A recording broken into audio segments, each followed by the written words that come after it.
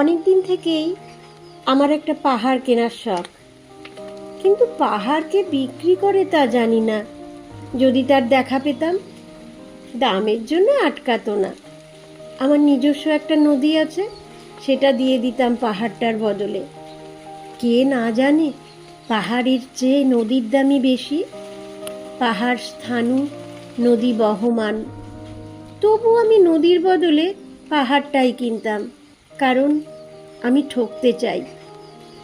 নদীটাও অবশ্য কিনেছিলাম একটা দ্বীপের বদলে। ছেলেবেলায় আমার বেশ ছোট্ট খাট্ট ছিমছাম একটা দ্বীপ ছিল, সেখানে অসংখ্য প্রজাপতি। শৈশবে দ্বীপটি ছিল আমার বড় প্রিয়। আমার যৌবনে দ্বীপটি আমার কাছে মাপে ছোট লাগলো।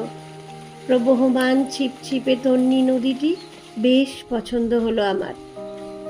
বন্ধুরা বলল, ওইটুকু একটা দ্বীপের বিনিময়ে এত বড় একটা নদী পেয়েছিস, খুব জিতেছিস তো মাইরে।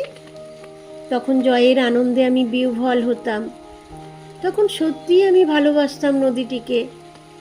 নদী আমার অনেক প্রশ্নের উত্তর দিত, যেমন, বলো তো আজ সন্ধেবেলা বৃষ্টি হবে কি না। সে বলতো, আজ এখানে দক্ষিণ গরম হাওয়া, শুধু একটা ছোট্ট দ্বীপে বৃষ্টি। সে কি প্রবল বৃষ্টি, যেন একটা উৎসব। আমি সেই দ্বীপে আর যেতে পারি না। সে জানতো, সবাই জানে, শৈশবে আর ফেরা যায় না। এখন আমি একটা পাহাড় কিনতে চাই। সেই পাহাড়ের কাছে থাকবে গহন অরণ্য। আমি সেই অরণ্য পার হয়ে যাব, তারপর শুধু রুক্ষ কঠিন পাহাড়।